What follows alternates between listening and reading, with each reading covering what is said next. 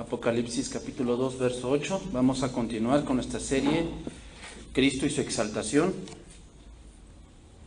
Este es el tema número 9 de esta serie. El tema de esta tarde se titula Pobre pero rico. ¿Okay? Pobre pero rico. Y eso lo dijo el Señor. No. Ahorita vamos a ver, hermanos, que una de las partes que alguien que tiene verdadera riqueza no es aquel que la presume, sino aquel que Dios dice que la tiene. ¿Okay? Aquel que presume de riqueza es aquel que no tiene nada. Es un miserable. Por eso presume algo que no tiene. Pero aquel que no presume, que Dios dice que lo tiene, de verdad lo tiene. Dice ahí. Entramos ahora a la iglesia, a la segunda iglesia que vemos aquí en Apocalipsis, la iglesia de Esmirna, que vamos a estudiar esta y la siguiente semana esta iglesia. Dice ahí, y escribe al ángel de la iglesia en Esmirna, el primero y el postrero, el que estuvo muerto y vivió, dice esto: yo conozco tus obras y tu tribulación y tu pobreza, pero tú eres rico. Y la blasfemia de los que se dicen ser judíos y no lo son, sino sinagoga de Satanás. No temas en nada lo que vas a padecer. He aquí el diablo echará a algunos de vosotros en la cárcel para que seáis probados, y tendréis tribulación por 10 días. Sé fiel hasta la muerte, y yo te daré la corona de la vida. El que tiene oídos, oiga lo que el Espíritu dice a las iglesias. El que venciere no sufrirá daño de la segunda muerte. Solo hay 2 iglesias, hermanos, que no reciben un reproche. Una de ellas es Esmirna y la otra es Filadelfia. No reciben reproche de Dios, es decir, no se les recrimina algo que lo que se deben de arrepentir. Pero tendremos que ver o vamos a analizar cuáles son las causas o qué estaban haciendo estas iglesias para que no se les reprochase nada. O sea, por algo Dios no les reprocha nada. Una de las cosas que vamos a ver aquí, hermanos, es tribulación. Tribulación. La tribulación, hermanos, la persecución, la adversidad, es algo que sí o sí tenemos que vivir. ¿Ok? Yo le decía a unos jóvenes, pregúntale a tu papá si cuando se casó las cosas estaban muy fáciles. Ya sabes, ¿por qué no se casan? No, es que la estamos pensando porque está bien difícil, pastor, está bien difícil, o sea, está bien difícil mantener una familia. Pregúntale a tu papá si estaba fácil en sus tiempos. ¿Estaba fácil en tus tiempos cuando tenías a tus papás, eras un chamaco, una chamaquita? ¿Estaba fácil? O sea, tú veías a tu papá que traía grandes manjares y que te metían a una escuela de paga y toda la cosa. Creo que no. O sea, hay momentos que son complicados, económicamente, tal vez familiarmente, tal vez hubo una muerte, tal vez lo despidieron del trabajo, tal vez no hay casa, la están rentando, se le cae el techo, se cae un muro, no lo sé. A lo mejor son 3 de familia y ya viene el cuarto, ¿verdad? Y eso trae un poco de estrechez. O sea, quiere decir que, hermanos, que la tribulación es algo que no es que lo preveas, o sea que puedes prever ciertas cosas, es decir, puedes tener dinero ahorrado en el banco y cuando venga a lo mejor un punto de estrechez, puedes sufragarte de allí, tal vez puedes prever que tú dices, bueno, vienen las aguas, voy a impermeabilizar mi casa para que no tengan goteras, tal vez puedes agarrar una oferta, ¿no? Que a lo mejor en este momento yo sé que bajan ciertas cosas, voy a aprovechar para cuando suban yo tenga ya algo comprado. Bueno, pero hay cosas que no la puedes prever. Por decir, no puedes prever cuándo te vas a enfermar, ¿sí? Ni de qué enfermedad te vas a enfermar. O sea, tú dices, bueno, una gripa, pues ¿cuándo te puedes gastar en una gripa? Vamos a ser benévolos, 200 pesos. Ya con todo y consulta, y que tus mejoralitos, y que tu tecito de tila, y no sé qué tanta cosa, bueno. Pero si es un cáncer, Una quimioterapia te va saliendo en 3,000 pesos. ¿Previste esto? Que te ibas a enfermar de, voy a enfermarme de cáncer, voy a guardar para mi cáncer. No, eso es algo que no tienes previsto. ¿Qué pasa cuando tú tienes previsto el futuro de tus hijos y por una decisión que ellos toman todo eso? Bye. O sea, tú tienes planeado que tu hijo fuera un gran ingeniero, un gran licenciado, un gran empresario, y resulta pues que se fue de la casa, ¿verdad? Y todo eso que soñabas que fuera, eso causa tribulación a tu corazón, ¿verdad? Tú decías, bueno, este mes, este año quiero que las ventas suban, voy a esperarme en esto, pero tienes planeado que a lo mejor haya una devaluación de la moneda, no tienes planeado que haya un accidente, aún a lo mejor se incendia el lugar y no lo tenías planeado. Eso trae tribulación a tu corazón. Entonces, pero hermanos, la tribulación es algo que tenemos que vivir, o sea, no es una excusa, no es una excusa para que tú tomes una decisión de irte, porque eso no es Dios, eso eres tú que evitamos o queremos evitar sufrir. O sea, en medio de una tribulación, hermanos, con frecuencia nos preguntamos, ¿Dios estará interesado en mi situación? O sea, ¿Dios verá lo que estoy viviendo? ¿Cuál será la respuesta a eso? Pues que sí, obviamente que sí. Y hermanos, esta es una de las preguntas que muchos teólogos y pensadores aún no cristianos se hacen, y es, ¿por qué sufrimos? ¿Por qué sufrimos? Romanos 5:1, vamos a un poco, quiero meterme un poco en este punto. Hermanos, el sufrimiento es necesario, o sea, el sufrimiento es parte de la vida cristiana. No creas que porque ser cristiano nunca te va a pasar nada, que a ti nunca te deben de robar, a ti nunca te deben de mentir, a ti nunca te deben de engañar, a ti nunca te deben de traicionar. Eso no es verdad. A veces, hermanos, el cristiano sufre más que uno del mundo, porque el del mundo se amolda a las cosas malas de este mundo, pero tú sufres porque tú no te quieres amoldar a eso. El del mundo es, yo doy lo que recibo, ¿no? Yo doy lo que recibo. Si yo recibo un golpe, yo lo regreso al doble, ¿no? Lo típico, ¿no? Yo no le pago con la misma moneda, yo le pago con billete para que me regrese cambio. Ese es el pensamiento del mundo. Y cuando tú no te quieres amoldar a eso, sufres, porque tu carne sí quiere hacerlo. Es obvio que sí. Pablo, aquí en el capítulo 5 de Romanos, empieza a hablar de los resultados de una vida nueva. Es decir, la justificación es el estado legal y espiritual de un creyente que por la fe en Jesucristo ha pasado de muerte a vida. Esa es la justificación. Por eso dice, justificados pues por la fe, tenemos paz para con Dios por medio de nuestro Señor Jesucristo. O sea, ya estamos en ese punto, ¿okay? Un cristiano ya creyó en Cristo, ya por la fe obtuvo nueva naturaleza, tiene paz con Dios, todos sus pecados pasados han sido perdonados. Por quien tenemos entrada por la fe a esta gracia en la cual estamos firmes, y nos gloriamos en la esperanza de la gloria de Dios.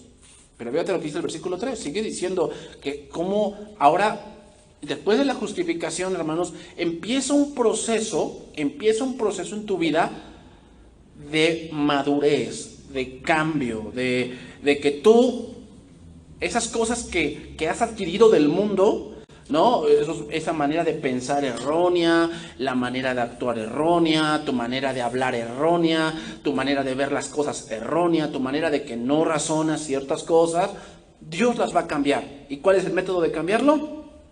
Tribulación. Entonces, cuando una persona dice, es que yo soy muy enojona porque así nací, no es cierto. Porque si dijéramos que así nacimos, hermanos, estaríamos diciendo que Dios te puso un pecado de nacimiento, porque la ira es un pecado, ¿verdad? Una ira descontrolada, o sea, que te airas y haces muchas cosas, rompes vidrios, golpeas a quien se te ponga, ese es un pecado. ¿Cómo Dios te va a poner un pecado de nacimiento? O sea, no naciste así, te volviste así. Ay, ¿cómo? Practicaste un pecado. No lo sé. Practicaste un pecado que te llevó a tener ese tipo de cosas en tu vida. O sea, no digas que Dios te lo puso porque no es verdad. Sabes que yo estoy bien amargado porque yo así nací. No es cierto. Que la amargura es un pecado. ¿Cómo Dios te va a poner un pecado en el corazón? No. O sea, eso tú lo dejaste entrar y tú te volviste de esa manera. Tú decidiste ser así. Entonces, ¿cómo Dios te va a quitar ese tipo de cosas? Con tribulación. Dice ahí. Y no solo esto, sino que también nos gloriamos, ¿en qué? En las tribulaciones. Aquí gloriamos no significa que te pongas contento, o sea, es parte de, pero gloriarse en las tribulaciones habla de razonar y entender un propósito. ¿Ok? Es decir, tú estás sufriendo, pero tú debes de estar sabedor como hijo de Dios que todo eso tiene un propósito y tiene una finalidad, y eso trae gozo a tu vida. El cristiano no sufre por sufrir, hermanos. El cristiano no es un masoquista. Que, me gusta sufrir, échenme más sufrimiento porque a mí me gusta sufrir. No es verdad. No es una María Magdalena el cristiano, que todo el tiempo se la pasa llorando. No. El cristiano sufre, pero está sabedor de que el sufrimiento es necesario. ¿Ok? Eso es gloriamos en las tribulaciones. Fíjate, sabiendo que la tribulación que produce paciencia. ¿Ok? Hermanos, podemos sufrir. El problema es cuando ese sufrimiento no produce nada. Ese es el problema. O sea, yo no sé, pero tú en tu vida, en los pocos o muchos o medianos años que tienes en tu vida, has sufrido, ¿no? Has pasado adversidades, has tenido que tomar decisiones difíciles. La pregunta es, ¿aprendiste de eso? ¿Qué aprendiste? ¿En qué cambió tu pensamiento? ¿En qué cambió tu manera de actuar? Si no cambiaste en eso, has sufrido en vano. Has sufrido en vano. ¿Y sabes qué pasa con esas personas que sufren, pero que no aprenden? Vuelven a repetirlo. Y dice el proverbio, como el perro vuelve a su vómito, así es el necio que repite su necedad. ¿Has visto gente que repiten lo mismo? Es como el perro que vuelve a su vómito. ¿Cómo es el vómito? Algo asqueroso. Bueno, pues imagínate cómo se pone la vida de alguien que vuelve a repetir el mismo error. Su vida se vuelve un caos. Entonces aquí tribulación, hermanos, significa una presión, algo que te aprieta, algo que te está apretando, que te está poniendo en estrechez, que no te puede ser ni a izquierda ni a derecha, sino tienes que estar en línea recta, porque no te puedes hacer a ningún lado, porque tienes aflicción, tienes angustia. Eso significa tribulación. Entonces, la tribulación, hermanos, puede venir de distintas maneras, de distintas direcciones. Entonces, debemos entender que es algo que no podemos evitar. La tribulación es algo que no podemos evitar, que no podemos darle la vuelta o esquivarlo. Hay mucha gente que para no sufrir pone tierra de por medio. Se va a otra iglesia, se va a otro estado, se va a otra escuela porque no quiere sufrir. Pero todas de alguna manera hemos sufrido, hermanos, y eso tuvo que haber producido algo en tu vida. Eres lo que eres por las decisiones que tomaste en ese momento. Entonces, en el caso del creyente, ¿qué produce? Paciencia. Aquí la palabra paciencia significa resistencia. Significa aguantar, soportar algo. Significa perseverancia. Es decir, produce en ti carácter. Carácter. ¿Qué quiere decir carácter, hermanos? ¿Qué es decir? Ya ten carácter. No significa que seas enojón y que seas bien serio, ¿no? Te cuentan un chiste y tú no te ríes. No, yo soy bien serio, yo tengo carácter. No se refiere a eso. Se refiere a que en medio de una tribulación tu mente no se turba. Que he visto personas así, hombres y mujeres, que están en medio de una tribulación y están turbados y no sé qué hacer, y papá me muero contigo, y están aquí para allá, y están como oídos, ¿no? tienen el problema, están como idos, le hablan, oye, está como ido, no sé qué está pensando que está haciendo arreboles en el cielo, no sé, hay personas así, o sea, que se pierden, están así. Son personas que cuando están en una tribulación les gusta dormir mucho. ¿Sabes por qué hacen eso? Porque no quieren pensar en su problema, o sea, mejor prefieren dormir porque dicen, en el dormir se me olvida el problema. No, mijito, el problema está ahí, aunque duermas toda la semana. O sea, tener carácter, hermanos, habla de que cuando tú estás en medio de una tribulación, no te turba la mente, sino que razonas. Dices, a ver, ¿qué está pasando? ¿Qué está pasando? ¿Por qué está pasando esto? ¿Cómo lo puedo solucionar? ¿Qué me llevó ahí? ¿Qué me está llevando ahí? ¿Qué decisión tomé para llegar ahí? ¿Por qué estoy actuando de esta manera? ¿Por qué? Eso es razonar, o sea, hermanos, la sabiduría se ve cuando estás en un problema. No es lo mucho que sabes, es cómo actúas. Entonces, ¿qué hace la tribulación? Producir carácter en tu vida. Un cristiano, hermanos, como yo les he dicho, no se guía por sentimientos, se guía por principios. Hay principios que debemos seguir para alcanzar la bendición. Pero te imaginas, o sea, quiere decir que un cristiano que se guía por sentimientos, que es un sensual, es una persona que le falta carácter, le falta formar carácter en su vida. Y eso va mucho para los hombres. O sea, la mujer es más sentimental.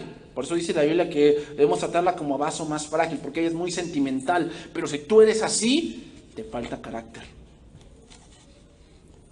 Porque imagínate cuando tengas que tomar una decisión crucial. Cuando lleguen contigo, ¿no? Me acuerdo de un varón que me dijo, yo tuve que tomar una decisión aquí que les dije, salieron los médicos y me dijeron, ¿tú eres el esposo? Sí. Pues su esposa está grave. Y le vamos a decir que ¿a quién salvamos? ¿A su esposa o a su hijo? Entonces te imaginas, ¿no? Te dicen eso y... No, pues ya no nos respondió porque se apagó. O sea, ¿te imaginas un hombre así? O sea, sí, ok, tienes que tomar una decisión. No te vas a verla llorando, ni quejándote. Tienes que tomar una decisión, tienes que tener carácter en esos momentos que se requiere que tú tengas la mente fría. Entonces, hermanos, esta es una de las deliciosas paradojas de la fe cristiana, que el gozo puede coexistir con la aflicción.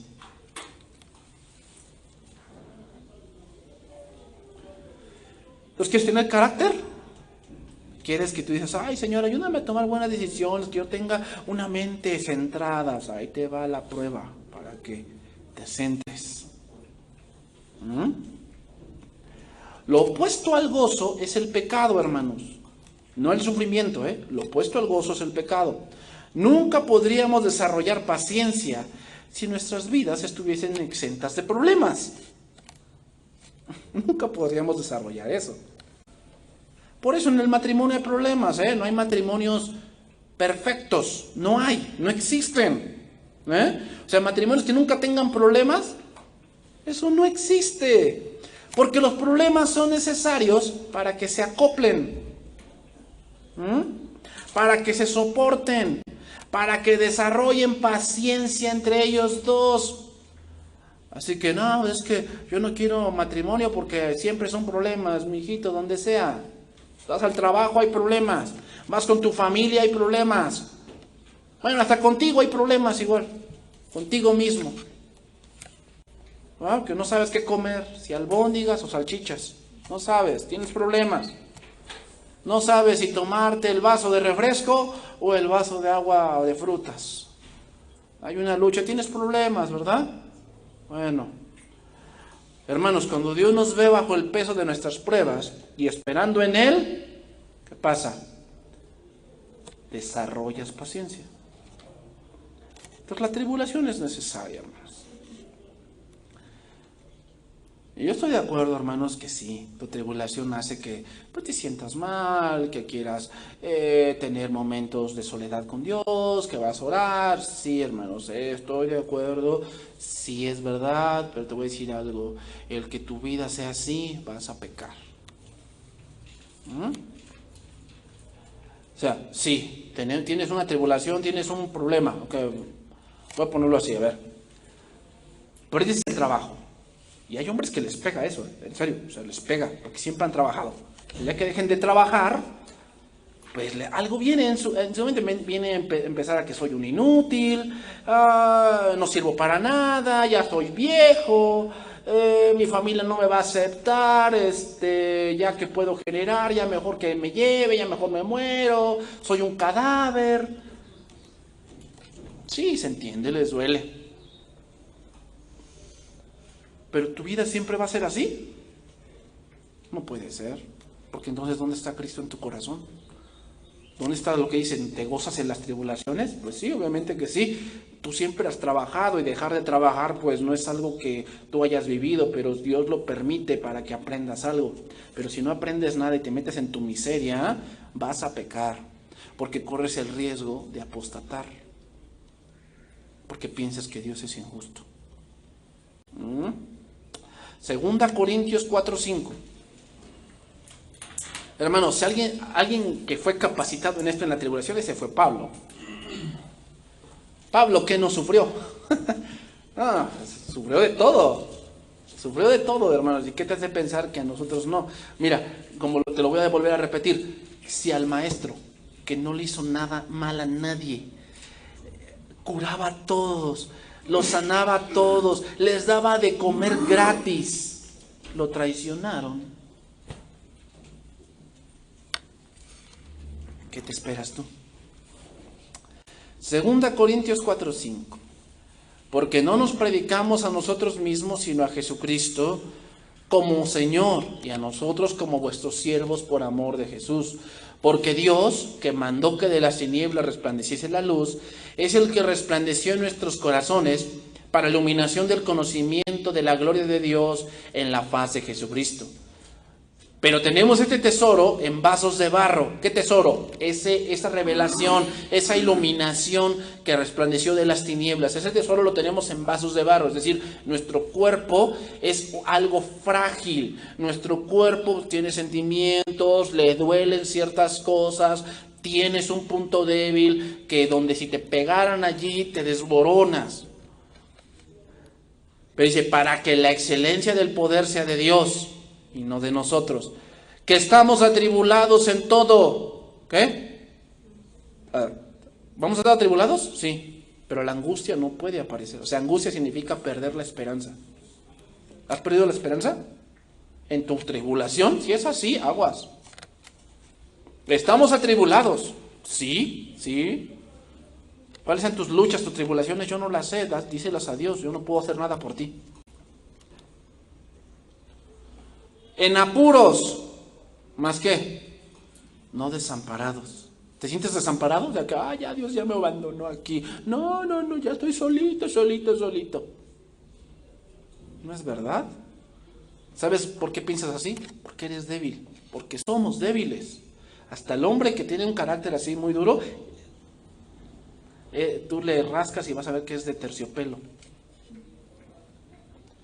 Perseguidos, ¿qué? Mas no desamparados. No estamos desamparados, hermanos. ¿Te das cuenta? O sea, sí hay esas situaciones, sí las hay, pero no estás desamparado.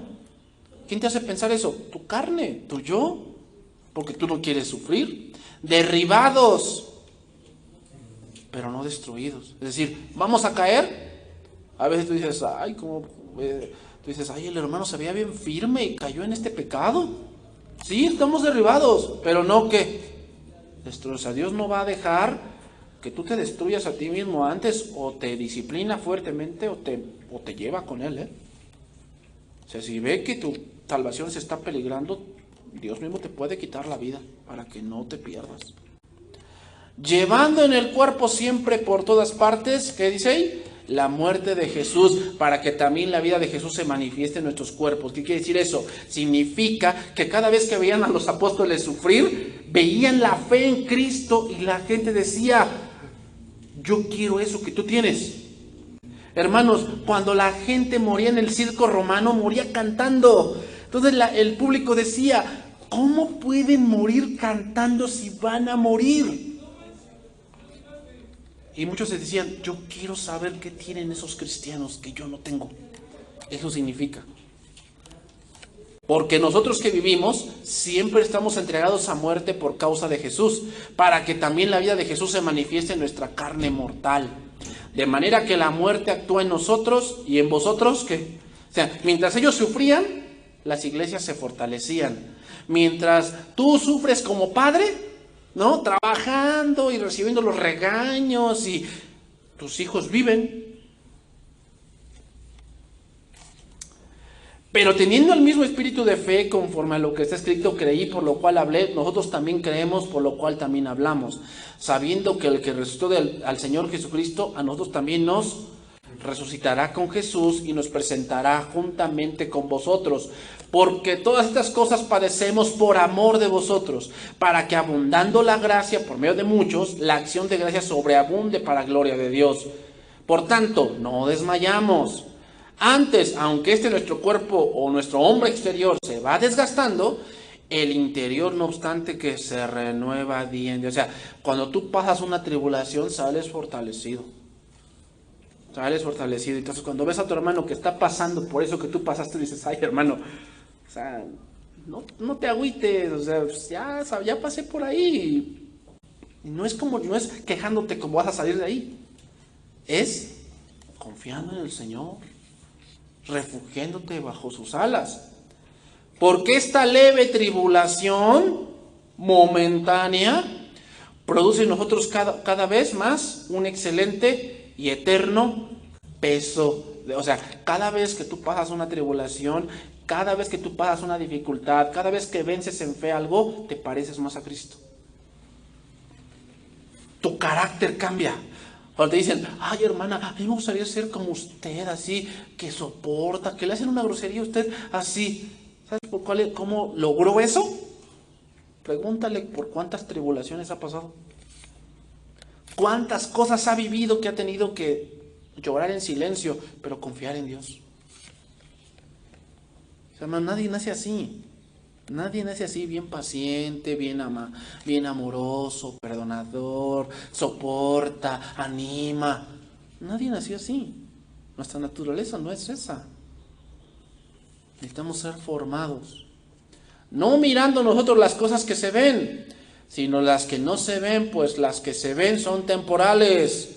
Pero las que no se ven, ¿qué? Son eternas. Hermanos, para llegar a esa conclusión, a esa esperanza que Pablo tenía, era porque ya tenía un carácter demasiado entrenado, demasiado tratado por Dios, que ahora lo veía como esta leve tribulación.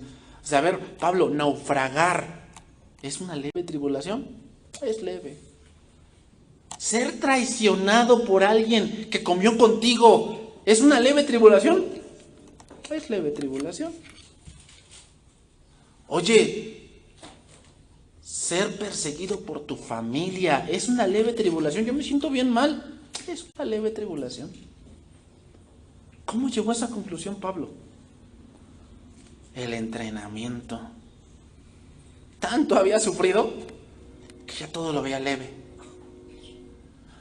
Una vez un hombre me dijo, ¿sabes qué es lo bueno de no tener nada, de vivir con nada? Esto lo dijo un predicador. Lo dijo, yo vivía, hermano, en el suelo. Cuando yo inicié mi ministerio, dice, yo no tenía nada. La casa donde vivía era prestada y tenía goteras. No tenía yo una cama, ni un catre, me dormía en el suelo. Nada más ponía yo una toalla y me dormía. No tenía yo nada para comer. Tenía que ir al mar a pescar y sacar lo que yo pescara y eso comíamos. Dice, pero ¿sabes qué me enseñó eso? A que no le tengo miedo a nada. Es decir, si ahorita perdiera todo, yo ya he vivido eso, ya estoy entrenado en eso. Le dije, sí, ahorita el hermano tiene, gracias a Dios, Dios lo ha bendecido y tiene muchas cosas, pero él inició sin nada. Y comprendí que esa era parte del entrenamiento de Dios a su vida. Entonces, cuando tú pasas una tribulación, Dios te está entrenando para algo mejor. Pero si pasas la prueba, si no la pasas, vas a estar repitiéndola hasta que la pases. Y eso puede llevar toda tu vida. Imagínate, tu prueba empezó a los 20 años y hasta los 60 la pasas. Imagínate. Quiere decir entonces, hermanos, que cuando nos quejamos en extremo y cuando decimos que nadie sufre como yo, habla de falta de carácter. Te falta carácter. Te falta entrenamiento. Entonces, ¿la tribulación es algo necesario en la vida cristiana? Sí. Querramos o no, es algo en la cual debemos ser entrenados. Entonces, empezamos a adentrarnos un poco más, Apocalipsis 2:8. Empezamos ahí, porque empecé con eso porque Esmirna es eso, hermanos. Esmirna es tribulación. Y es interesante, hermanos, pero sabes que ser pobre es menos peligroso que ser rico. Tener es más peligroso que no tener. Por eso la iglesia del día de hoy está tan apostata tanto, porque hay iglesias que tienen poder económico, pero apostatan. Y la iglesia, que es Esmirna, es los primeros creyentes. Estamos hablando de la época en que fueron a las catacumbas, en que cualquiera que se volvía cristiano le quitaban todo lo que tenía, y el cristianismo se mantuvo puro. Era un cristianismo de verdad puro, no tenía apostasía, no tenía impurezas. ¿Por qué? Por la tribulación. Entonces dice ahí, escribe al ángel de la iglesia en Esmirna, el primero y el postrero, el que estuvo muerto y vivió, dice esto. Primeramente, se hace referencia al pastor y se pone el remitente. Es interesante ahora lo que Cristo utiliza para referirse a esta iglesia, ya que muchos cuando están sufriendo, los ven como lo último. ¿Verdad? Lo último. Como lo pisoteado, como lo que no vale nada. Por eso dice el primero y el último. A alguien que está atribulado lo ven como alguien muerto. ¿Verdad? A ti lo que te falta nada más es que te míe un perro. Que todo, ¿no? Tú estás, pero de verdad en la calle. A alguien que nada más espera la muerte. A alguien que nada más espera ser pisoteado. Y eso lo podemos ver en varios pasajes. Te voy a leer uno de ellos, para que no lo busques. Job 2:1. Job 2:1 dice, aconteció que otro día vinieron los hijos de Dios para presentarse delante de Jehová, y Satanás vino entre ellos presentándose delante de Jehová, y dijo Jehová a Satanás, ¿de dónde vienes? Respondió Satanás a Jehová y dijo, de rodear la tierra y de andar por ella. Y Jehová le dijo, ¿no has considerado a mi siervo Job, que no hay otro como él en la tierra, varón perfecto y recto, temeroso de Dios y apartado del mal, que todavía retiene su integridad, aun cuando tú me incitaste contra él para que lo reinara sin causa? Entonces respondió Satanás y le dijo, piel por piel, todo lo que el hombre tiene dará por su vida. Extiende ahora tu mano y toca su hueso y su carne, y verás si no blasfema contra ti. Y Jehová dijo a Satanás, he aquí, él está en tu mano, mas guarda su vida. Entonces Satanás salió de la presencia de Jehová, e hirió a Job con una sarna maligna, desde la planta del pie hasta la coronilla de la cabeza. Y tomaba Job un tiesto para rascarse con él, y estaba sentado en medio de ceniza. Entonces dijo su mujer, ¿aún retienes tu integridad? Maldice a Dios y muérete. Y él le dijo, como suele hablar cualquier mujer fatua, has hablado. ¿Qué? ¿Recibiremos de Dios el bien y el mal no lo recibiremos? En todo esto no pecó Job con sus labios. Y tres amigos de Job, Elifaz, Bildad y Zofar, luego que oyeron todo el mal que le había sobrevenido a Job, vinieron cada uno de su lugar, porque habían convenido en venir juntos para condolerse de él y para consolarle, los cuales, alzando los ojos de lejos, no lo conocieron. Y fíjate en el punto que estaba Job. Era un hombre, era pobre, extremadamente pobre, enfermo, y estaba en ceniza. Significa, cuando estaba alguien en ceniza, es que está solamente con algo que le cubre el cuerpo, pero no tenía más. ¿Te imaginas la condición de Job? Como muerto. ¿Ah? Dice, no lo conocieron y lloraron a gritos, y cada uno de ellos rasgó su manto, y los tres esparcieron polvo sobre sus cabezas hacia el cielo, y se sentaron con él en tierra por 7 días y 7 noches, y ninguno hablaba palabra, porque veían que su dolor era muy grande. Otro ejemplo mismo de esto, Jesucristo narra una historia, tú lo recuerdas, Lucas 16, 19, el rico y Lázaro. Había un hombre que se vestía de púrpura y de lino fino y hacía cada día banquete con esplendidez. Aquí cuando dice banquete con esplendidez significa hacía banquetes para divertirse. Lo que hoy hace, ¿no? La gente, pan y fiesta. ¿No? Pan y fiesta. Eso era lo que hacía ese hombre. Había también un mendigo llamado Lázaro, que estaba echado a la puerta de aquel, lleno de llagas, y ansiaba saciarse de las migajas que caían de la mesa del rico. Y aún los perros, dice, venían y le lamían las llagas. Hermanos, esa frase última llama la atención. Cuando dice que los perros venían, los perros en ese tiempo no eran animales domésticos, como hoy los tenemos, que sale el perrito y te languetea el rostro. No, un perro era un animal salvaje, que eran carroñeros.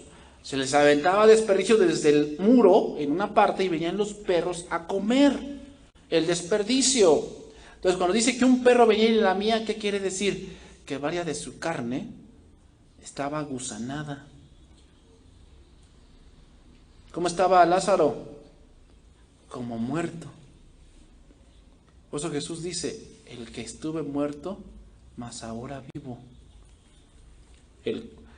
Es por ello que Cristo se presenta de esa forma. Ahora vamos a adentrarnos un poco más, un poco de historia. La palabra esmirna significa mirra o aceite perfumado. Y la mirra en la Biblia, hermanos, es símbolo de grandes sufrimientos y de muerte. Y de muerte. Esto fue algo que los magos trajeron a Jesús, ¿no? Incienso, oro y mirra. Los magos, no los reyes magos, los magos. Y cuando nos referimos a magos, no nos referimos a gente que lee las cartas ni el café, Nos referimos a gente que era estudiosa, gente de ciencia. ¿A qué se refiere? Así se les llamaba magos. Ahora, ¿qué podemos decir de Esmirna? Esmirna, hermanos, aún existe. La ciudad en Turquía se llama Izmir. Y es un puerto muy grande, además de que es la tercera ciudad más poblada de Turquía, después de Estambul, que es la capital de Turquía, y otra ciudad más. Esmirna es un puerto que está situado en el mar Egeo. Y cuando lo que tenía la ventaja era que era tan estrecho esa parte del mar que podían cerrarla cuando había guerra. Esmirna era la segunda ciudad en importancia de exportaciones después de Éfeso. O sea, era una ciudad que tenía de todo, que es Esmirna. Y era una ciudad de orgullo y hermosa. Decían que de toda esa parte del Asia, Esmirna era la ciudad más hermosa. Estaba bien estructurada, bien arquitectónicamente bien hecha. Tú llegabas a Esmirna, decían los historiadores, que dice que tú llegabas a Esmirna y veías la ciudad y veías como si pareciera una ciudad de oro. Lo que ellos decían, porque estaba subiendo como una tipo colina.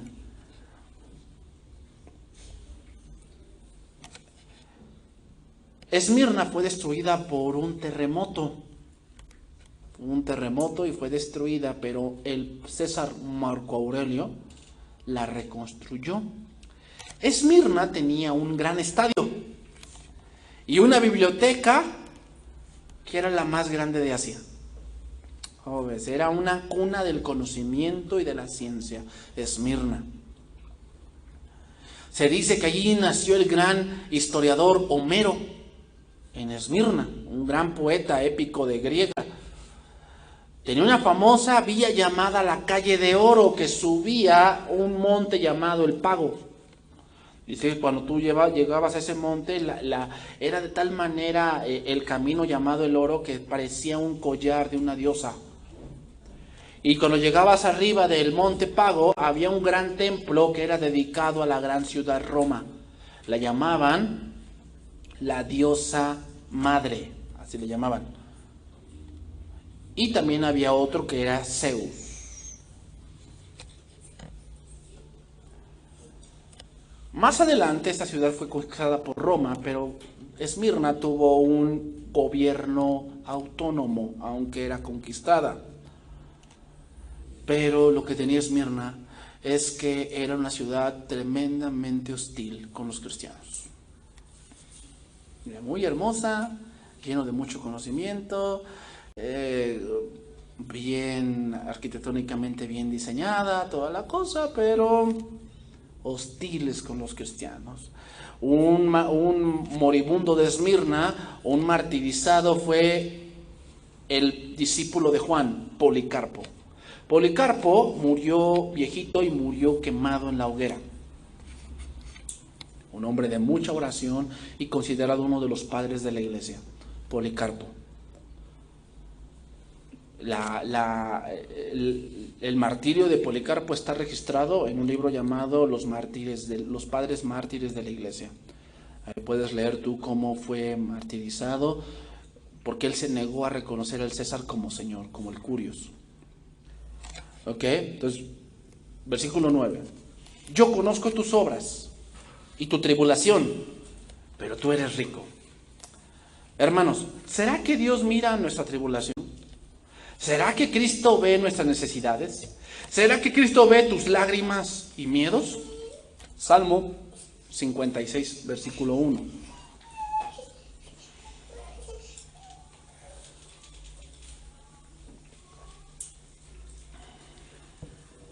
Salmo 56, versículo 1.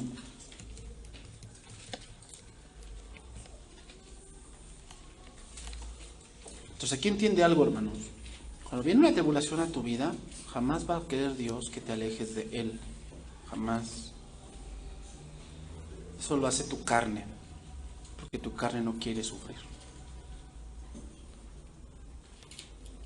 Aquí está David hablando, que dice: ten misericordia de mí, oh Dios, porque me devoraría el hombre. Me oprime combatiéndome cada día. Todo el día mis enemigos me pisotean, porque muchos son los que pelean contra mí con soberbia. En el día que temo, ¿qué?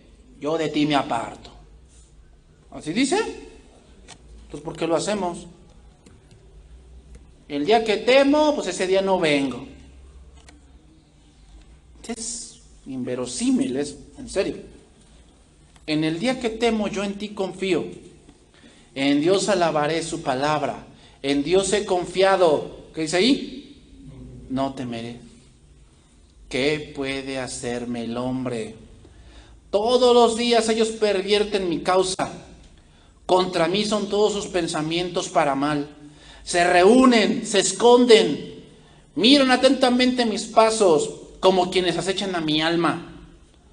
Pésalo según su iniquidad, oh Dios, y derriba en tu furor a los pueblos. Mis huidas tú has contado. Pon mis lágrimas en tu redoma. ¿No están ellas en tu libro? Es decir, ¿no tienes de ellas memoria? Significa: serán luego vueltos atrás mis enemigos el día en que yo aclamare. ¿Qué dice? El día en que yo clamare, no el día que yo me quejare. ¿Te cae? Porque a mí, yo que voy a la iglesia, yo que doy el diezmo. Esto sé que Dios está por mí. ¿Lo sabes? Dice, esto sé que Dios está por mí. Hay muchos que no lo saben, porque piensan que están solos. En Dios alabaré su palabra, en Jehová su palabra alabaré. En Dios he confiado. Otra vez lo repite, no temeré que pueda hacerme el hombre. Sobre mí, oh Dios, están tus votos. Te tributaré alabanzas, porque has librado mi alma de la muerte y mis pies de caída, para que ande delante de Dios en la luz de los que viven. Ahora, Dios conoce tres cosas de la iglesia de Esmirna y de sus hijos. Número uno, sus obras. Sus obras, es decir, ¿qué haces en la tribulación? Dios lo está viendo. A ver, ¿qué vas a hacer? Hermanos, la prueba es para que tú veas dónde te ubicas. Dios sabe hasta dónde tienes la capacidad. Dios lo sabe porque Él es Dios. Pero tú a veces no lo sabes. A veces tú te crees cosas que no eres. ¿Y cómo te vas a ubicar? Con la tribulación. A veces en la tribulación dejas mucho que desear. Porque dices, ay, se ve bien firme, y en la tribulación pareces un niño. Entonces, Dios está viendo las obras que haces cuando estás atribulado. Hermanos, muchas veces decimos, es que esta tribulación me orilló a tomar esta decisión. No. La tomaste en puro uso de tus facultades, solamente que la decisión que tenías que tomar no te gustaba.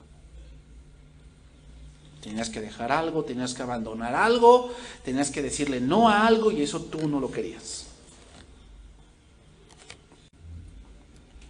Número 2, tu tribulación. A ver, ¿acaso no todos sufren? Sí, pero no todos sufren por Cristo. Sí, todos sufren, pero no todos sufren por Cristo. Una cosa es sufrir por Cristo y otra cosa es sufrir por las consecuencias de tu decisión en ciertos asuntos.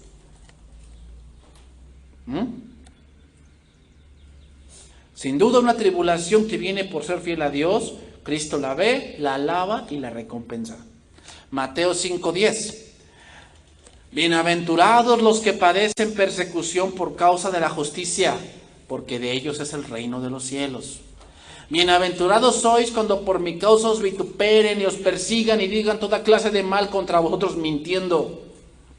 Gozaos y alegraos porque vuestro galardón es grande. ¿En dónde? O sea, si tú sufres por Cristo, te verán pobre, pero eres rico. Porque tu galardón está en los cielos. No es lo que tienes ahorita. Ahorita que te digan, ay, eres una miserable, ay, eres un bueno para nada, no tienes en dónde caerte muerto. Bueno, ay, tú tenías ahí para sacar el billetote, pero ay, tú te crees bien recto y lo devolviste. Mira qué tonto eres. Bienaventurados los que padecen persecución por causa de la justicia, porque su galardón es grande en los cielos, porque así persiguieron a los profetas que fueron antes de vosotros. Y número 3, pobreza. Hermanos, tener pobreza no es malo. Muchas veces Dios la utiliza para probar el corazón de sus hijos. Sin embargo, pensar que la pobreza es como Dios quiere que vivas, es decir, no trabajo, no estudio, no me preparo, es malo. La pobreza en sí no es mala, pero ser pobre de mente sí lo es.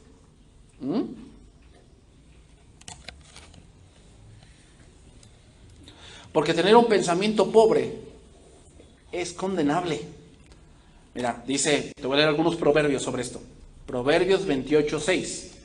Mejor es el pobre que camina en integridad que el de perversos caminos y rico. Mira, palabra de Dios para todos. Es mejor ser pobre y honrado que rico y perverso. O sea, la pobreza no es mala, pero si eres pobre y ladrón, sí es malo, porque tienes una pobreza de mente. O sea, no es lo que tengas en el bolsillo, es lo que representa aquí en tu mente. Si tú eres pobre de que, ay, no estudio, ¿para qué? Si me voy a cansar, eso sí es condenable. Sí es condenable. O sea, eres pobre, pero no trabajas. ¿Por qué? Pues no, es que pues ya nos acostumbramos a vivir así, de lo regalado y de lo que tengo una limosnita. Eso sí es condenable. Que seas pobre no es malo, o sea, que a lo mejor no tengas para un auto de lujo, una casa de 6 pisos, o que no tengas una gran televisión, eso no importa. Pero que tu pensar sea pobre, sí es condenable eso, ¿eh? Proverbios 16:8, mejor es lo poco con justicia que la muchedumbre de frutos sin derecho. Palabra de Dios para todos. Es mejor ganar poco, pero honestamente, que ganar mucho, pero estafando a otros. ¿Sabes cuál es la métrica de los millennials para ganar mucho dinero? Véndete la tacha. Con una tacha sacas que un 500. Rápido la sacas. Y no necesitas estudio para eso. ¿Qué mente tan pobre tienes? Porque es mejor ganar poco, pero honrado, que mucho, siendo un criminal. Pero ahí ves a todos, no, yo soy bien sagaz. Bueno, eres un pobre de mente.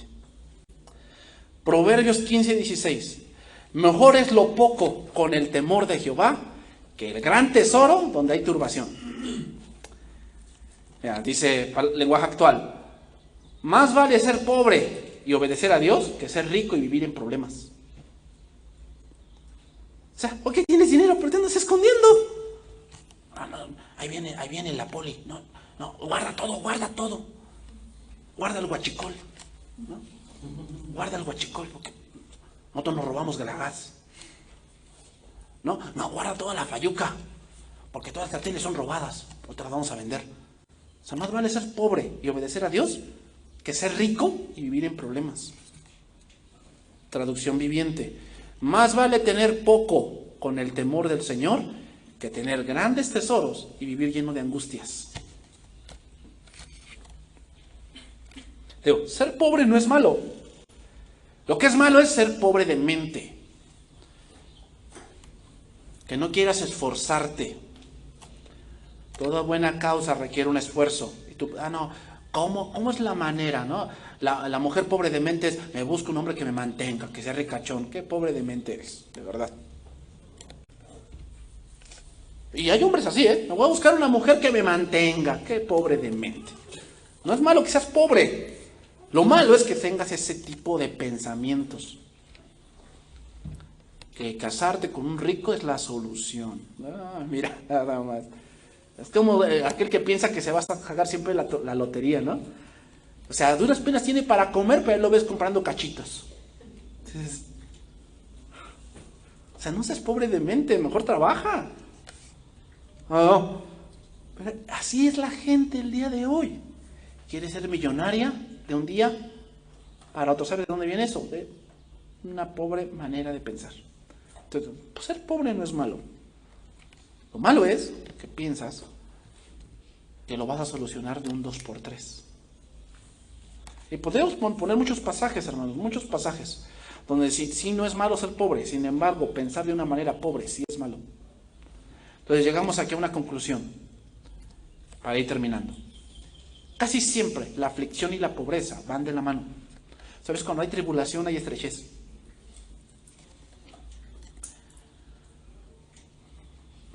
Y a veces, hermanos, es difícil ser cristiano en una situación así. Así eran los cristianos de Esmirna.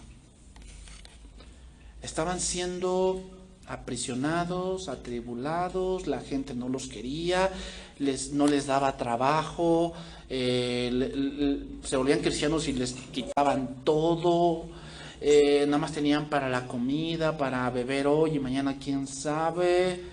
Así estaban los cristianos de Esmirna. Pero les dice Dios, pero tú eres rico. ¿Quién lo dice? Dios. Los cristianos de la Odisea decían, yo soy rico y me he enriquecido y de ninguna cosa tengo necesidad. Y no sabes que eres un desventurado, miserable, pobre, ciego y desnudo. ¿Quién decía que era rico? Ellos mismos se lo decían. ¿Quién decía en Esmirna que eran ricos? Dios. ¿Cuál le importa más?